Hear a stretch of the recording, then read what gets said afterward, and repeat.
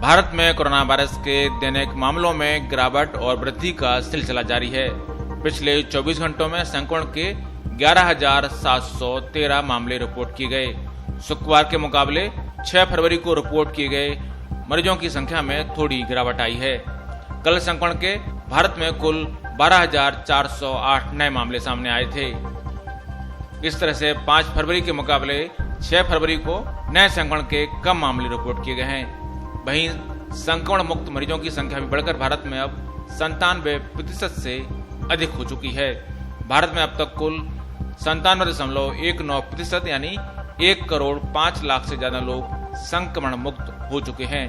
केंद्रीय स्वास्थ्य मंत्रालय के आंकड़ों के अनुसार भारत में 24 घंटे में कोरोना वायरस के 11,713 नए संक्रमित मरीज मिले हैं, जबकि 14,488 लोग पिछले 24 घंटे में ठीक भी हुए हैं। इस तरह से देश में संक्रमितों की कुल संख्या बढ़कर अब 1 करोड़ 8 लाख 14,304 हो गई है। वहीं इस दौरान भारत में 95 लोगों ने संक्रमण के चलते अपनी जान भी गंवाई है। इसके बाद भारत में कोरोना मृतकों की संख्या बढ़कर अब 1,54,918 हो गई। स्वास्थ्य मंत्रालय के आंकड़ों के अनुसार देश में संक्रमण मुक्त मरीजों की संख्या भी बढ़कर अब 1 करोड़ 5 लाख 10,796 हो चुकी है। पिछले 24 घंटे में भारत में 14,488 मरीजों ने कोरोना वायरस को मात दी और इलाज के बाद ठीक होकर घर लौटे हैं। बात करें कोरोना के एक्टिव केसों की तो भारत में अब कुल 1.5 लाख से कम एक्टिव केस हैं। स्वास्थ्य मंत्रालय के आंकड़ों के अनुसार कोविड-19 के कुल सक्रिय मामलों की संख्या भारत में अब 1,48,590 है, जिनका या तो अस्पतालों में इलाज जारी है या फिर वे घर पर ही आइसोलेशन में है, जो कि कुल संक्रमण का 1.37% है। राहत की बात यह है कि भारत में अब पॉजिटिविटी रेट भी 2% से कम पर बना हुआ है। पॉजिटिविटी जैसा मैंने आपको बताया था 5%, 5.42% है, ये क्यूमुलेटिव है। और अगर हम पिछले सप्ताह की पॉजिटिविटी को देखें तो ये 1.82% है। केस फेटेलिटी रेट भी लगातार घट रहा है 1.43%। और अगर पिछले सप्ताह का मृत्यु का दर देखें या केस फेटेलिटी का दर देखें तो ये 0.96% है। गौर करने की बात यह है कि भारत में जो 1,48,590 कोरोना के एक्टिव केस हैं, उनमें भी 1,03,235 सक्रिय केस सिर्फ 2 राज्यों केरल और महाराष्ट्र में हैं।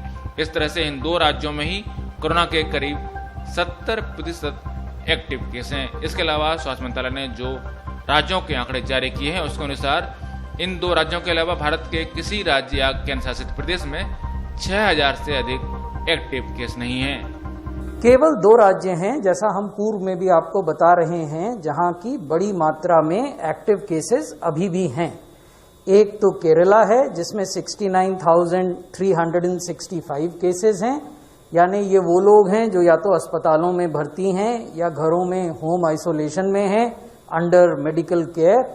और महाराष्ट्र में ये संख्या 38,762 है। बात करें कोरोना वैक्सीनेशन की तो भारत में अब तक कुल 54,16,849 लोगों को कोरोना का टीका लग चुका है।